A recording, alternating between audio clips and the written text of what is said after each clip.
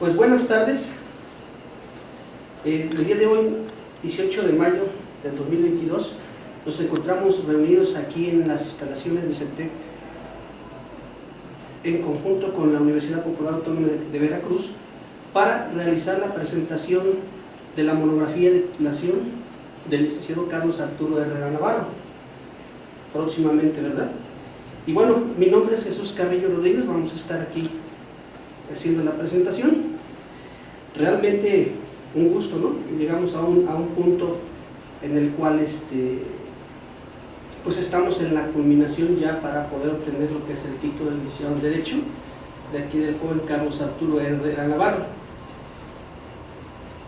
Vamos a hacer la presentación del jurado que va a estar presente. En este caso,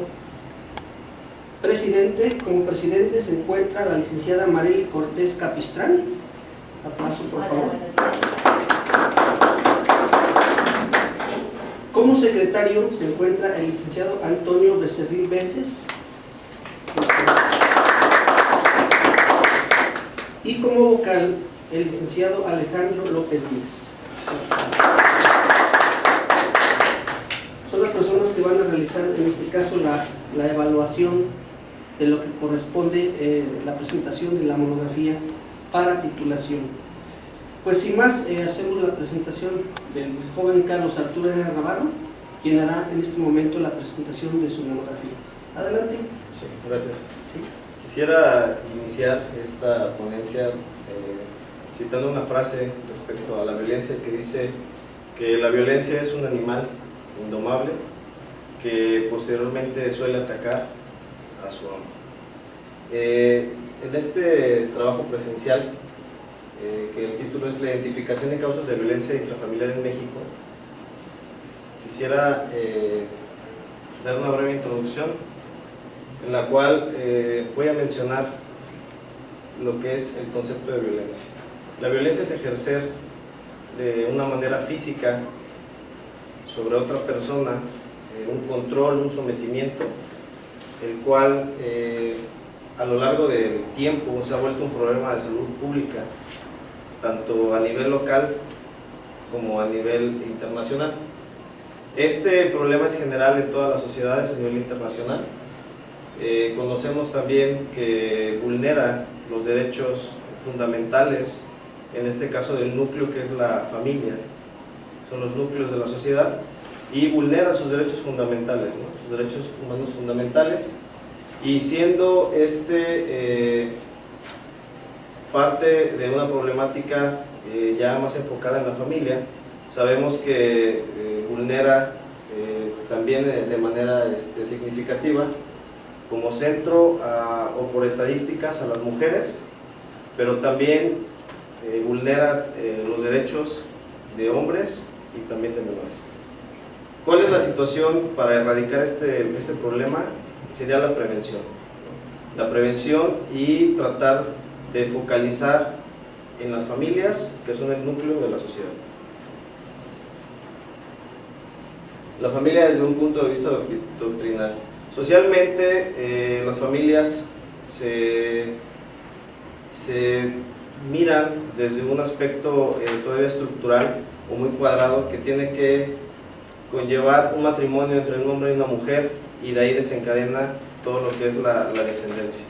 Un hombre y una mujer que continúan un matrimonio y posteriormente eso es lo que hace crecer la familia. La familia es un conjunto de personas que adquieren pues un vínculo que puede ser a través, como lo mencioné, del matrimonio, a través de la adopción, o puede ser también compartiendo algunas de las similitudes que existen al vivir en conjunto, ¿no? Más adelante vamos a checar los tipos de familias y aquí podremos encontrar a lo que me refiero. La familia del Estado mexicano. Son organizaciones dinámicas que se enfrentan día a día a cambios sociales, a cambios económicos, y de igual manera en el Estado mexicano existe una legislación que siempre va a focalizarse a prevenir y obviamente a que se hagan cumplir los derechos fundamentales que existen en las familias. Las familias o los tipos de familias en el Estado mexicano son las tradicionales, que son las que parte de un padre, una madre, los hijos, las familias de transición, que en este caso son familias por adopción, que sería uno de los ejemplos, y las familias emergentes, que puede ser cuando existe una persona que contrae matrimonio o tiene una unión con una persona del mismo sexo, y también en este caso las personas mayores que sus hijos ya salen de casa, o en este caso emigran, ¿no?, ya de la familia. Aquí en esta gráfica podemos ver todos los tipos de familia que existen. En este caso el 2.8% papá solo con hijos, 3.8% familia reconstituida, que son las familias donde en algún momento alguno de los titulares o de los, se puede decir que de los pilares de la familia ya formó una familia anteriormente, pero ahora vuelve a intentar reconstruir otra familia. Están los corresidentes, que en este caso pueden ser familias o viven como familia, pero no tienen que tener un vínculo consanguíneo, pueden ser amigos. Parejas jóvenes sin hijos, el nido vacío, que es el que les comentaba, que son dos personas adultas donde los hijos ya no viven en ese núcleo, donde han emigrado. Están también los padres, hijos o otros parientes, que son las familias extensas, familias unipersonales que están compuestas nada más de una sola persona. El 14.6, que son mamá, papá e hijos jóvenes. El 16.8, que son madres solas con sus hijos. Y el 25.8, papá, mamá, niños, que son las familias tradicionales. Y en este caso el 0.6, parejas del mismo sexo, que son las que conforman los tipos de familias que existen. La organización de la familia. Vamos a tocar un punto dentro de la familia, que son las familias funcionales y las disfuncionales. En la familia funcional, la estructura o la forma en cómo está la relación dentro de la familia siempre va a ser con buena comunicación, existe una tolerancia entre los miembros de la familia, de igual manera se tolera los defectos de cualquiera de los miembros de esta familia, y en el caso de la familia disfuncional es todo lo contrario. En este caso existe una baja tolerancia, llega a haber faltas de respeto, en este caso pues llega a haber o empieza a vivirse lo que es la violencia, ¿no?, familiar o intrafamiliar. Están también dentro de las organizaciones sin núcleo, que en este caso no tiene un padre o una madre, puede estar conformados por hermanos, por tíos. Las familias de acogida, que en este caso son familias por adopción, y las de origen, que puede ser por ascendencia, que los pilares o los tutores de la familia sean adultos mayores o los abuelos. La violencia como manifestación delictiva. La definición como tal de la violencia es una acción física o moral que se ejerce sobre una persona para dominar o para conseguir algún fin a través de una acción física violenta. Se potencializa y contrae más delitos. No se centraliza solamente en el hecho de que se vulnere solamente, o más bien se infrinja un delito que es la violencia familiar, sino que esta puede contraer más, como son las lesiones al momento de haber un ataque físico, psicológicas, emocionales también, y de igual manera se puede potencializar hasta el grado de cometer algún homicidio, aborto o alguno de los delitos de todo el catálogo sexual que existe. De igual manera se centra que la familia es el primer grupo o el núcleo de las familias, y aquí es donde las familias tienen que velar por instruir a los hijos, o en este caso todos los miembros de la familia, para brindarles lo que son valores y lógicamente evitar esta violencia y no se haga o no se normalice esta situación. El factor endógeno también de la violencia como manifestación delictiva da a entender que el factor endógeno es cuando una persona necesita o tiene la necesidad ya de estar dañando a otra persona. Y como factor social, en este caso la violencia, como yo he comentado anteriormente, el núcleo de la familia, si normaliza una violencia en la familia, posteriormente va a expresar a toda la sociedad y se va a desarrollar con violencia en su ente social. Entrando de lleno a lo que es la violencia intrafamiliar, conducta, socialización y aprendizaje. Volvemos a retomar el tema. Dentro de la familia es nuestro primer aprendizaje.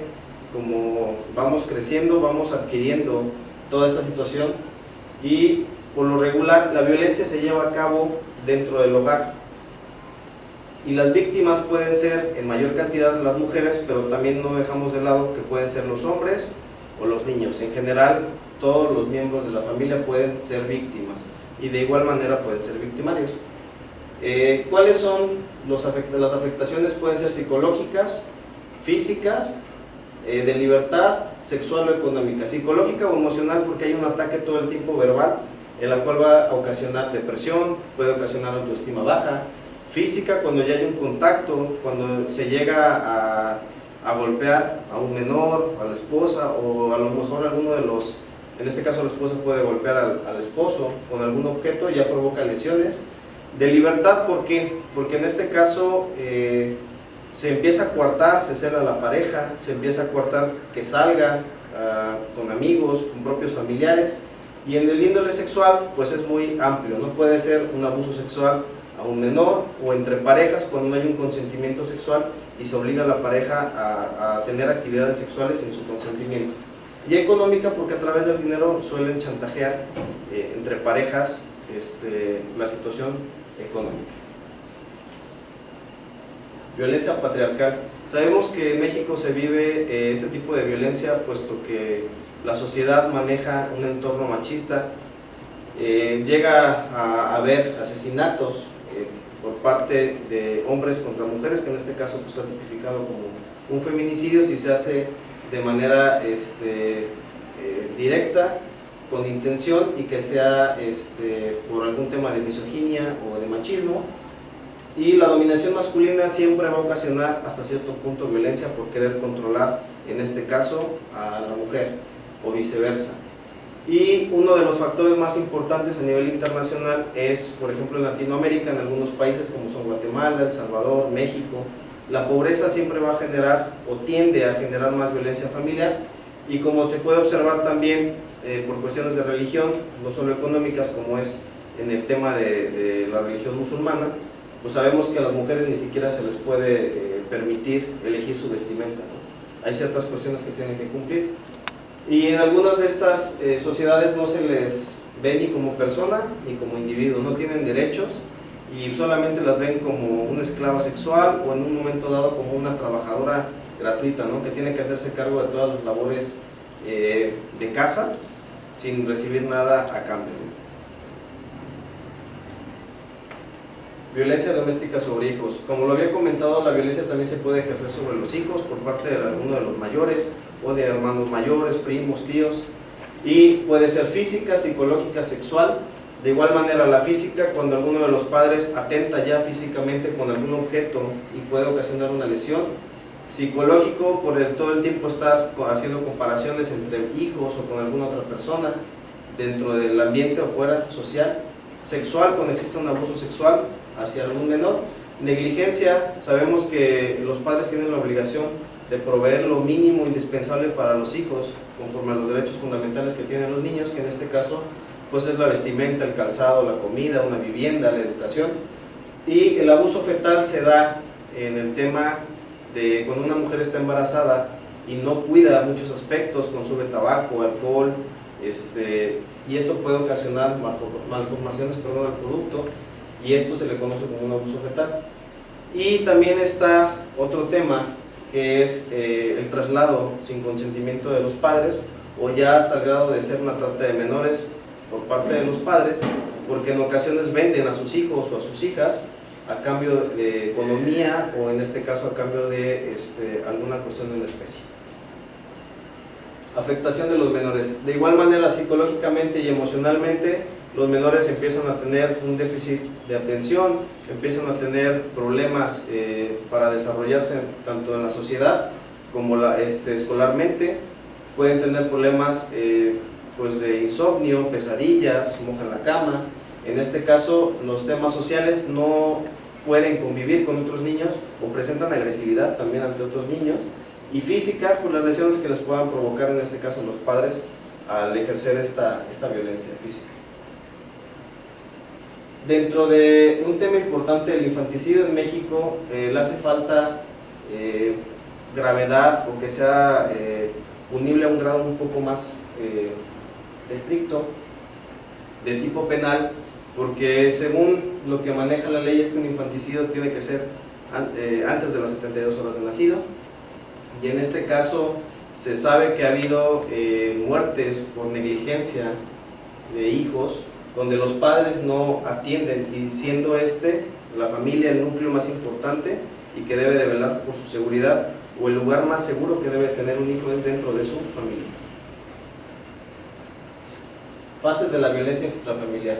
La acumulación de tensión. En esta fase, el agresor empieza a tener algunos cambios de agresión, puede presentar a veces una conducta amorosa hacia la víctima, pero a veces violenta, y en algún momento se siente culpable la víctima, lo hace culpable de esta situación, y el episodio agudo de violencia es cuando ya hay un detonante, donde el agresor ya premedita su actuación o su ataque hacia la víctima, y de igual manera ya hay un descontrol y puede ocasionar ya niveles de destrucción, ¿no? Cuando ya hay una situación de violencia extrema. Y posterior a esto puede acabar la persona detenida por la policía, o en algún momento pues con alguna gravedad, pero siempre llega la otra fase, que es la calma, la luna de miel, en la cual la víctima llega a perdonar al agresor, porque el agresor se muestra arrepentido, acepta parte de su culpabilidad, o en este caso promete que va a cambiar o que va a hacer algo al respecto para poder cambiar esta situación. Los efectos de la violencia en la víctima: depresión, baja autoestima, temor, teme al divorcio y la soledad. Como sabemos, la depresión y la baja autoestima pues se ocasionan por temas psicológicos. El temor, todo el tiempo, la angustia o la ansiedad. Teme al divorcio, porque sabemos que el divorcio todavía está muy satanizado en la sociedad mexicana, y el miedo a quedarse sola o al que dirán dentro de pues la sociedad misma. Como marco legal, sabemos que los derechos de la mujer pues están tutelados como los derechos también del hombre y de los menores, en este caso, que son parte de la familia. En el artículo 4, que habla sobre igualdad, el artículo 1, que habla sobre discriminación, existe también la norma oficial mexicana sobre problemas de salud pública, donde en este caso esta ley hace cambios drásticos para poder darle atención a estas personas que son vulneradas. La ley de acceso a las mujeres a una vida libre de violencia, la ley de asistencia a prevención de violencia intrafamiliar para el Distrito Federal, es prevención y también asistencia a mujeres que ya están siendo violentadas por esta situación. Violencia contra hombres, una violencia más silenciosa. Como les había comentado, existe la violencia ejercida hacia los hombres, es un porcentaje muy bajo, en base a las estadísticas es un 25% de abuso hacia los hombres por parte de la pareja, y no hay credibilidad. Si ponemos en cuenta que en nuestro sistema o en nuestra sociedad que es machista, un hombre siempre se ve como una figura fuerte, que no se dobla, una figura donde inculcan que no debe ni siquiera de llorar en algún momento el hombre. Cuando llega a hacer una denuncia a algún policía, o en este caso a alguien de la Fiscalía o del Ministerio Público, pues lógicamente a veces, más allá de ayudarnos, existe hasta cierto punto hasta burlas, ¿no? Y los mismos problemas psicológicos, físicos y emocionales que desencadenan pues al ser personas y humanos, ¿no? Hombre o mujer, y desencadena los mismos episodios de esta problemática. Determinantes sociales a la violencia intrafamiliar. Dentro del Estado mexicano, el sistema patriarcal es uno de los más importantes por el cómo ejerce la violencia por el machismo directamente hacia la mujer, y influye a la economía por los gastos. En esta situación, el tener un país violento o que haya violencia intrafamiliar le cuesta al Estado. De esta manera, muchos de los inversionistas externos no invierten en los países con violencia por esos temas de gastos, ¿no? Laboral y educativamente también afecta, ¿no? ¿Por qué? Porque hay un desempeño bajo para la sociedad, y la violencia empieza a generar estas situaciones a nivel laboral, ya sea de adultos o de niños, educativamente también un desempeño bajo. Y la violencia infantil y la no aceptación. La violencia infantil también es un tema recurrente y es un determinante para que el niño no se desarrolle socialmente y lógicamente no tenga el mismo rendimiento educativo, y posterior, cuando ya esté en un ámbito laboral, pues de igual manera no va a desempeñar al 100%. Y la no aceptación, es muy difícil que la víctima acepte que está siendo violentada, y es todavía mucho más difícil posterior a la aceptación que haga una denuncia o que cuente todo lo que le está pasando.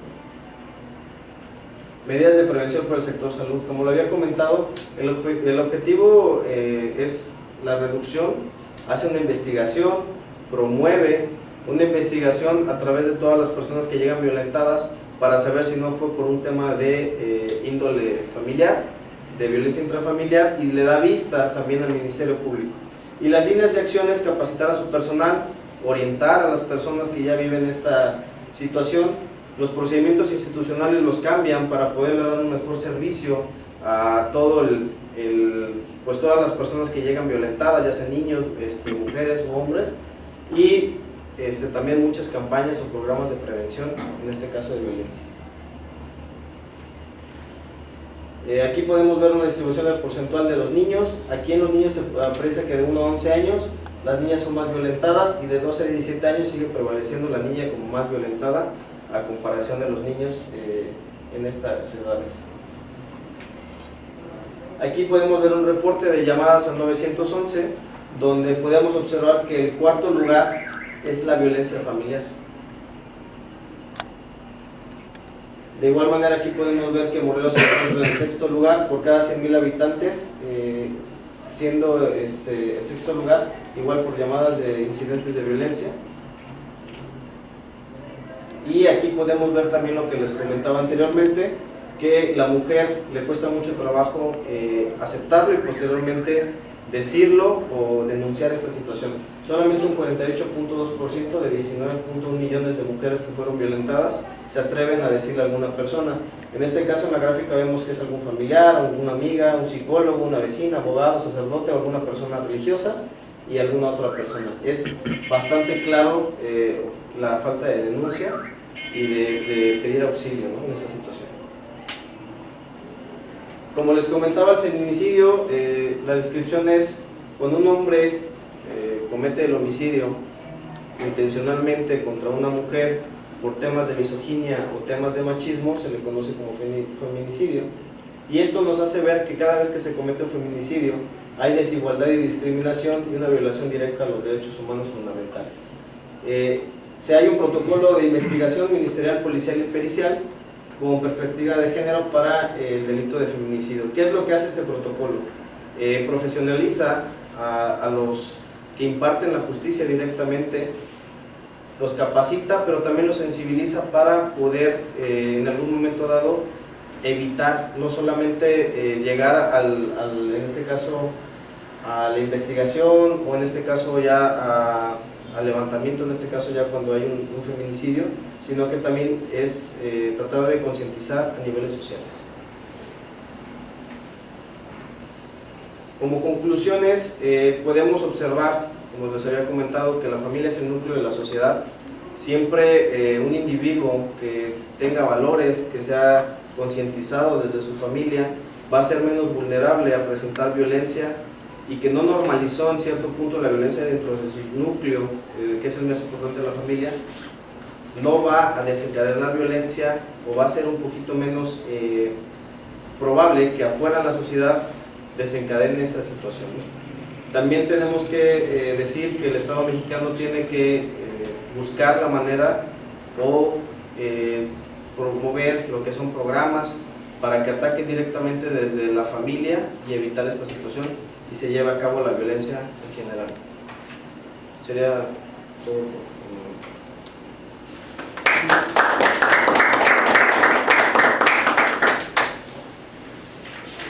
Muy bien, vamos a pedir al jurado.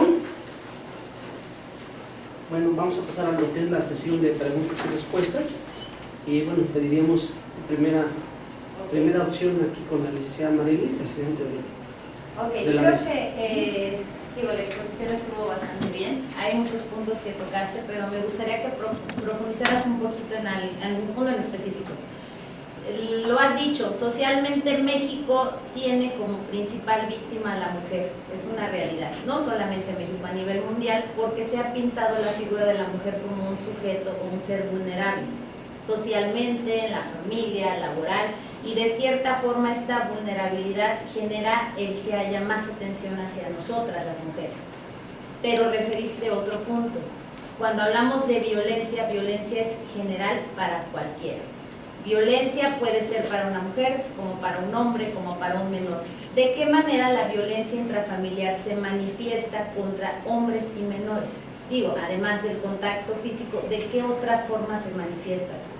Como lo había mencionado en la exposición, no solamente es física, también se puede, la violencia también se puede ejercer a través de la psicología, de las emociones y obviamente pues ya en un ámbito sexual también, ¿no? Porque en un momento dado no solo se atenta la violencia con algún contacto físico, con alguna lesión, sino también en el momento de tener algún contacto sexual, algún tocamiento, alguna situación que vaya en contra de la decisión tanto de, en este caso, de hombres, porque también suele haber hombres violados, hombres que tienen alguna situación de violencia solamente psicológica o emocional, y lo mismo con los menores. ¿Consideras también que los menores podrían ser víctimas de violencia intrafamiliar por el simple hecho de vivir en un entorno de violencia que no sea directamente hacia ellos?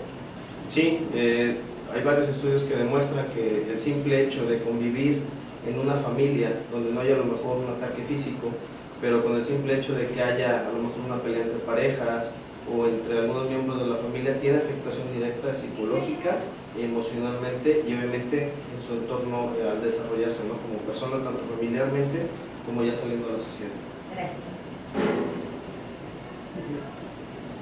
Pedimos al secretario, licenciado Antonio Becerril, que haga su pregunta. Sí, Arturo, muy nutrida la exposición. Tocaste por ahí algunos temas, algunos temas de carácter psicológico de la violencia.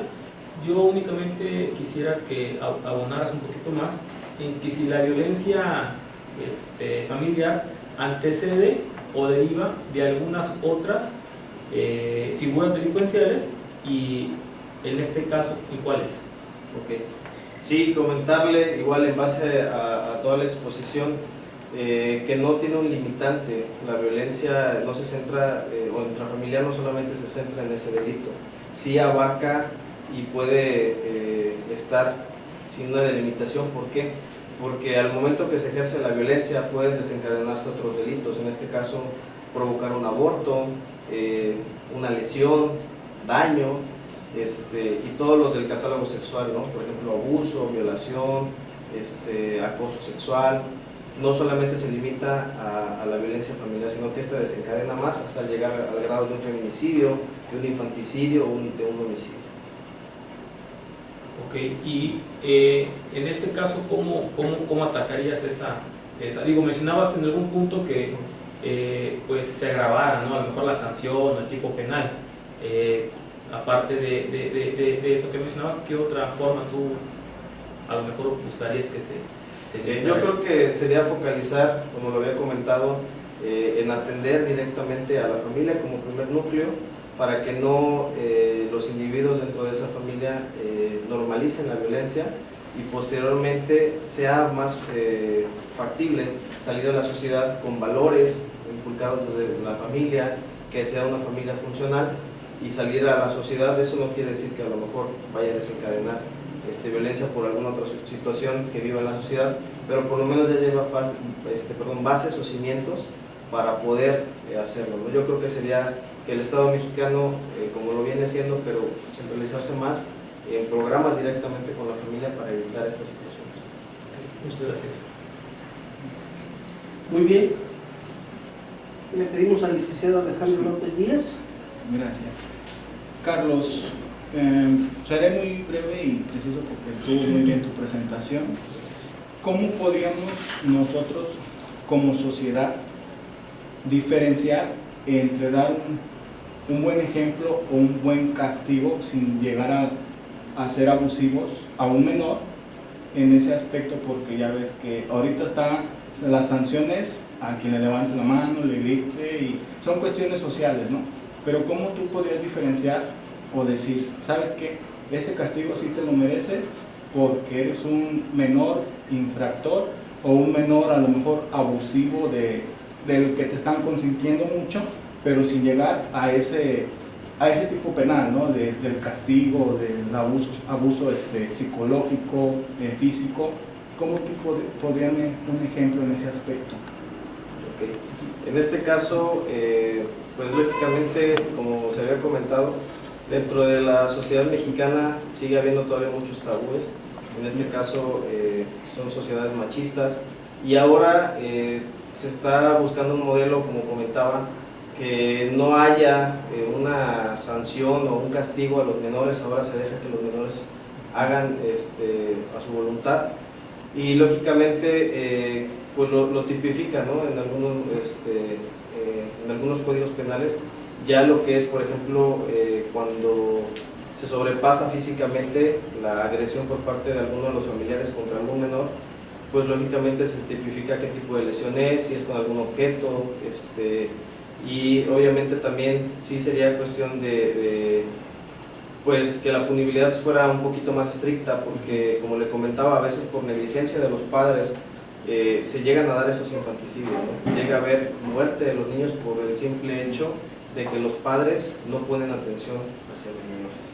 Okay. Bueno, a ver si me puedes también dar un panorama más amplio, porque me acabas de contestar la respuesta y la pregunta que te voy a hacer ahorita. ¿Cuáles son los principales factores que conllevan a la violencia familiar? Ok, los primeros factores en este caso, pues es, como lo he comentado, primero que nada el sistema que se maneja, ¿no? En el Estado mexicano, que en este caso es el machismo, que es en este caso la violencia ejercida sobre la mujer, pero también la mujer en ocasiones tiene determinantes para actuar en contra del hombre, y cuando en este caso los adultos también ejercen violencia contra los menores, es porque en algún momento, tanto ellos en su infancia, vivieron violencia familiar, y esto va desencadenando, esto va haciendo como una cadena descendente, en el cual si yo viví violencia y no hago un cambio, tiendo a lo mejor a ejercer violencia contra mis hijos, y eso es uno de los factores más importantes a nivel social que existen. Muy bien, Carlos.